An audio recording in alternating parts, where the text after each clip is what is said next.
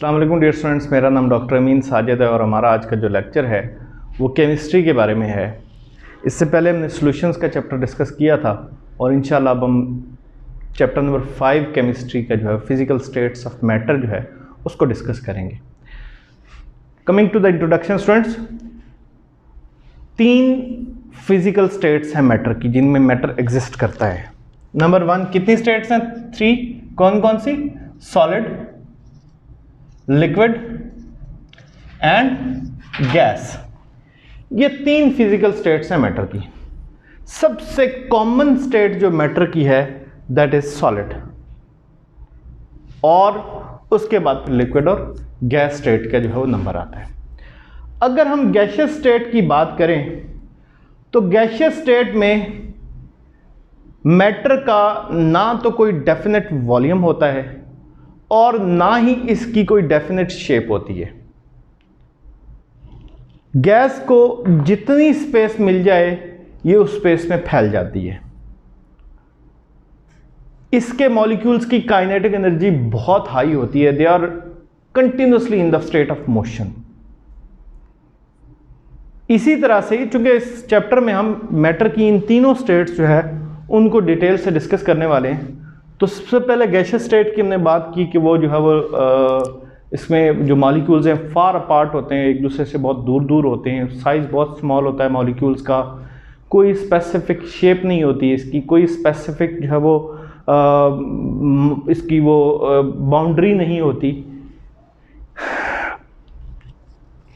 लेकिन अगर हम लिक्विड की बात करें तो लिक्विड के इसका कोई वॉल्यूम भी नहीं होता, गैस का कोई वॉल्यूम नहीं होती, कोई उसकी स्पेसिफिक रिजिड शेप नहीं होती। अगर हम गैस लिक्विड की बात करें तो लिक्विड के मॉलिक्यूल्स का एक स्पेसिफिक वॉल्यूम होता है, वो एक दूसरे के करीब होते हैं, लेकिन उसकी कोई स्पेसिफिक शेप नहीं होती। उसको जिस भी बर्तन में डाला जाएगा लिक्विड को उसकी शक्ल इख्तियार कर लेगा।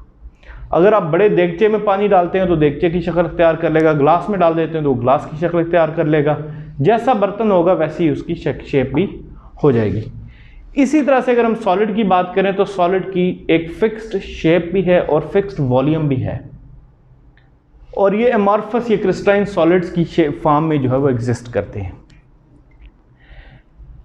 अगर हम गैसियस स्टेट की बात करें जो हमारा आज का टॉपिक है मेनली, तो गैसियस स्टेट जो है वो उसकी टिपिकल प्रॉपर्टीज हम आज डिस्कस करेंगे। इसमें सबसे पहली जो प्रॉपर्टी है दैट इज डिफ्यूजन, डिफ्यूज होना। डिफ्यूजन जो है, गैसेस जो है वो रैपिडली डिफ्यूज करती हैं, रैपिडली डिफ्यूज करती हैं। और अगर हम डिफ्यूजन की डेफिनेशन करें तो ये हम कह सकते हैं spontaneous mixing up of molecules by random motion and collision to form a homogeneous mixture. क्या कह सकते हैं हम? Spontaneous mixing up of molecules of gas by random motion or collisions to form a homogeneous mixture। यानी जो gas के molecules हैं, gas के मॉलिक्यूल्स हमने बात की कि वो continuously in the form state of motion होते हैं, तो यूं ही मूव करते हुए एक मॉलिक्यूल से टकराता है, दूसरे से टकराता है, इधर टकराता है, इधर, तो एक रैंडम मोशन होती है जिसकी कोई डायरेक्शन नहीं होती। जहाँ पे टक्कर लगी वहाँ से उसने डायरेक्शन चेंज कर ली, जहाँ पे वो दूसरे मॉलिक्यूल से टकराया वहाँ पे उसकी डायरेक्शन चेंज हो गई। तो इस रैंडम मोशन की वजह से जो गैस मॉलिक्यूल्स हैं वो डिफ्यूज होते हैं किसी भी जगह पे और वहाँ पे स्पॉन्टेनियसली मिक्स होके एक होमोजीनियस मिक्सचर बना देते हैं। ये गैसेस की इसी के एग्जाम्पल को अगर आप समझना चाहें तो आप इसकी आप जो है वो एक किसी भी रूम में जो है वो स्प्रे कर दें, कोई भी परफ्यूम जो है छिड़क दें, तो थोड़ी देर के बाद परफ्यूम की जो स्मेल है वो पूरे रूम के अंदर जो है वो फैल जाएगी। वो डिफ्यूजन की वजह से होगा, वो डिफ्यूजन की वजह से होगा। जो नेक्स्ट प्रॉपर्टी है दैट इज इफ्यूजन। इफ्यूजन जो है वो इसमें होता ही है कि किसी कंटेनर में, किसी क्लोज्ड कंटेनर में जो मौजूद है वो गैस मौजूद है, वहाँ पे कोई टाइनी सा छोटा सा होल होता है, तो सारे जो मॉलिक्यूल, चूंकि वहाँ पे प्रेशर ज़्यादा है, क्लोज कंटेनर प्रेशर के साथ फिल किए हुए हैं, तो वहाँ से जो मॉलिक्यूल्स गैस के हैं वो एस्केप आउट करते हैं क्विकली। उनका जो एस्केप आउट करना है ये प्रोसेस कहलाता है effusion. So we can define effusion as it is escaping of gas molecules through a tiny hole into a space with lesser pressure, कि जिस जगह पे वो मौजूद हैं वहाँ पे प्रेशर ज़्यादा है और एक टाइनी सा छोटा सा होल उसको मिल जाता है, बाहर प्रेशर कम है तो वो सारे मॉलिक्यूल जो है वो बाहर की तरफ एस्केप करना शुरू कर देंगे, इस बड़ी तेज़ी से एस्केप करेंगे गैस के मॉलिक्यूल्स। इसकी जो एग्जांपल है वो आप सब ने जो है वो कार्स बाइक्स जो है वो देखी हैं, उनके टायर जो है उसमें अगर छोटा सा पंक्चर हो जाए, छोटा सा एक सुराख हो जाए तो बड़ी तेज़ी से गैस जो है वो बाहर को निकलना शुरू हो जाती है। ट्यूब को जब पंक्चर के लिए टेस्ट करते हैं पानी में डाल के तो गैस फिल्ड होती है, उसमें हवा फिल्ड होती है, वो एयर उसमें से बड़ी क्विकली जो है वो मूव आउट करती है, हालांकि बहुत छोटा सा सुराख होता है वहाँ पे।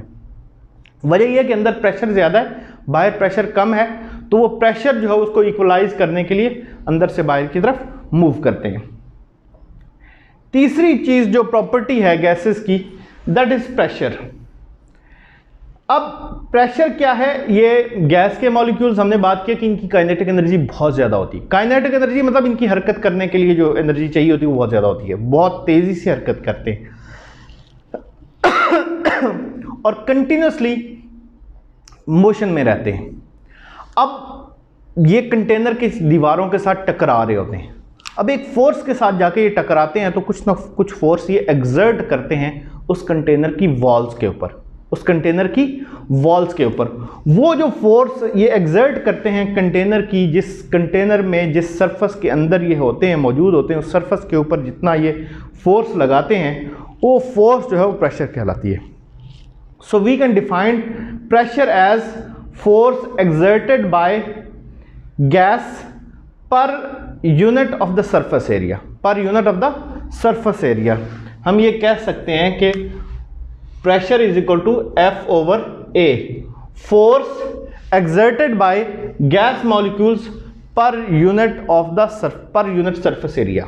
जो जिस सरफेस के साथ टकरा रहे हैं उसके पर यूनिट जो है वो जितनी फोर्स एग्जर्ट हो रही है वो प्रेशर कहलाएगी, और इसके जो यूनिट्स हैं वो बनेंगे Newton per metre square. Newton per metre square, newton per metre square. Area का यूनिट जो है वो मीटर स्क्वायर होता है, क्योंकि एरिया जो है वो लेंथ मल्टीप्लाइड बाय विड्थ जो है वो बनता है, तो ये लेंथ का यूनिट भी मीटर और इसका यूनिट भी मीटर, तो ये क्या बनेगा मीटर स्क्वायर। एरिया का यूनिट मीटर स्क्वायर होता है, इसलिए जो प्रेशर का यूनिट है वो न्यूटन पर मीटर स्क्वायर है। न्यूटन पर मीटर स्क्वायर जो है उसको हम पास्कल भी कह सकते हैं, उसको हम पास्कल भी कहते हैं। तो 1 पास्कल हमारा जो है वो किसके बराबर है, 1 न्यूटन पर मीटर स्क्वायर के बराबर होगा। 1 pascal equal 1 Newton per metre square के बराबर होगा। अच्छा, यहाँ पे 2 इंस्ट्रूमेंट्स का मैं जिक्र करना चाहूँगा। 1 instrument is barometer and the other instrument is manometer.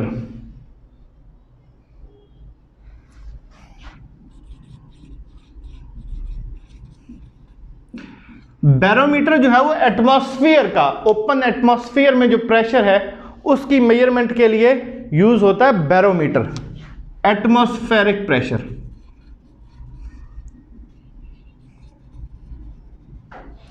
Atmospheric pressure को मेजर करने के लिए हम क्या यूज करते हैं, बैरोमीटर। और जो लेबोरेटरी के अंदर हम जितने भी एक्सपेरिमेंट्स कर रहे होते हैं तो वहां पे प्रेशर को मेजर करने के लिए हम यूज करते हैं इन लेबोरेटरी और इन लैब। इन लैब जो हम प्रेशर मेजरमेंट्स करती हैं वो उनके लिए हम यूज करते हैं मैनोमीटर। ये एमसीक्यूज के हवाले से चीज़ें कुछ इंपॉर्टेंट हैं और ये शॉर्ट क्वेश्चंस के हवाले से भी, तो इनको अपने डेफिनेशंस को और इन चीज़ों को अच्छे से प्रिपेयर करना है। नेक्स्ट हमारा जो इसमें टॉपिक है वो है standard atmospheric pressure. Standard atmospheric pressure, standard atmospheric pressure है क्या, पहले हम इसको समझ लें। समंदर की सतह पर, समंदर की सतह पर पानी मौजूद है, उस पानी के ऊपर हमारा एटमॉस्फेयर, हमारी जो गैसेस हवा में मौजूद है वो एक सर्टन प्रेशर एग्जर्ट कर रही हैं, वो सर्टन प्रेशर एग्जर्ट कर रही हैं। और वो जो प्रेशर है वो इतना सफिशेंट है कि मरकरी का जो कॉलम है, मरकरी कॉलम को 760 mm तक रेज कर सकता है, 760 mm मिलीमीटर तक रेज कर सकता है। वहां पे प्रेशर जो एटमॉस्फेयर का है, एटमॉस्फेयर से मुराद हमारी ये जो सारी गैसेस वगैरह हमारे एटमॉस्फेयर में, हमारे माहौल में, यहाँ ज़मीन जो है वो हवा में मौजूद है, ये सारी की सारी उस पानी के ऊपर एक प्रेशर लगा रही हैं। और वो प्रेशर कितना होता है? वो इतना होता है कि मरकरी का जो कॉलम है, मरकरी एक मेटल है जो लिक्विड स्टेट में पाई जाती है, तो उस मेटल का एक बारीक सा जो कॉलम है, उस कॉलम को 760 मिलीमीटर तक बुलंद कर देती है। थर्मामीटर्स में भी आपने मरकरी जो है वो देखा होगा, वो पारा सा होता है जो ऊपर की तरफ टेम्परेचर रेज होने से बढ़ता है। ये जो पारा है ये मरकरी मेटल से सारी चीज़ें बनी होती है, तो ये प्रेशर मेजर करने के लिए, टेम्परेचर मेजर करने के लिए इनको यूज़ किया जाता है। तो 760 mm Hg मरकरी जो है उसके वहाँ तक उसको रेज कर सकता है, और ये कहलाता है standard atmospheric pressure. Standard atmospheric pressure अगर हम इसको डिफाइन करना चाहें तो we can say pressure exerted by at the sea level, it is defined as the pressure exerted by a mercury column of 760 mm height at sea level। के mercury का जो column है उसको 760 मिलीमीटर तक height तक ले जाने के लिए जितना प्रेशर चाहिए होता है वो कहलाता है 1 atmospheric pressure. 1 atmospheric pressure 1 atm is equal to 760 mm of Hg। 1 atm 760 mm of Hg।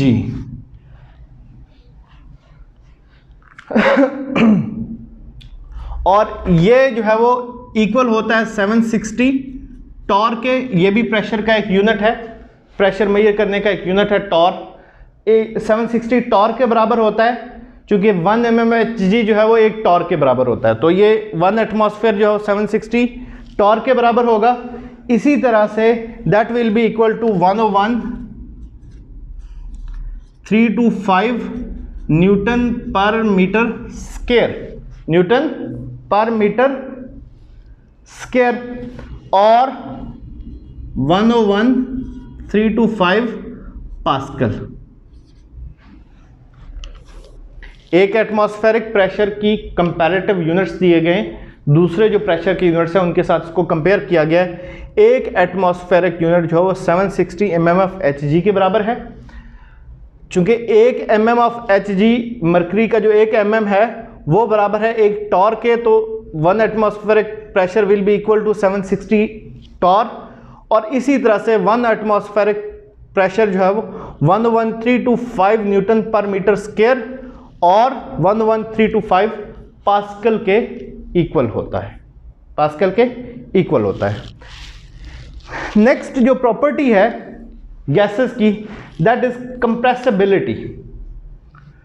Solid को कंप्रेस नहीं किया जा सकता क्योंकि उसका स्पेसिफिक वॉल्यूम है और वहाँ पे मॉलिक्यूल्स ऑलरेडी एक दूसरे के साथ बहुत करीब हैं, उसको कंप्रेस करना ज़्यादा पॉसिबल नहीं होता। अगर हम लिक्विड की बात करें तो वहाँ पे भी उसका भी एक स्पेसिफिक वॉल्यूम है, उस वॉल्यूम से ज़्यादा उसको कंप्रेस नहीं किया जा सकता। लेकिन गैसेस के केस में इनको जितनी स्पेस मिले, थोड़ी सी गैस को भी आप एक पूरे रूम में छोड़ दें तो वो पूरे रूम में फैल जाएगी, उसका कोई स्पेसिफिक वॉल्यूम नहीं है। उसको आप प्रेशर के साथ किसी छोटे से कंटेनर में बंद कर दें, किसी छोटे से बॉक्स में बंद कर दें तो वो उसमें भी क्लोज हो जाएगी। कंप्रेस उसको किया जा सकता है, कंप्रेस करना मतलब दबाना, उसको दबाया जा सकता है, गैस को दबाया जा सकता है, क्योंकि गैस के मॉलिक्यूल्स फ्रीली मूव करें और उनके दरमियान बहुत ज़्यादा स्पेस होती है, तो उसको दबा के उनके दरमियान जो डिस्टेंस है उसको कम किया जा सकता है। So compressibility is an important property of gases. और इसका कंप्रेस करके वॉल्यूम जो है, जितना हम इसको कंप्रेस ज़्यादा करेंगे इसका वॉल्यूम डिक्रीज हो जाएगा। इसी तरह से जो अगली प्रॉपर्टी है दैट इज मोबिलिटी। मोबिलिटी मतलब मूव करना। गैस के मॉलिक्यूल्स की काइनेटिक एनर्जी बहुत ज़्यादा होती है। They are always in a state of motion, they are always in a state of continuous motion. एक जगह से दूसरी जगह तक गैस के मॉलिक्यूल जो है वो मूव कर सकते हैं।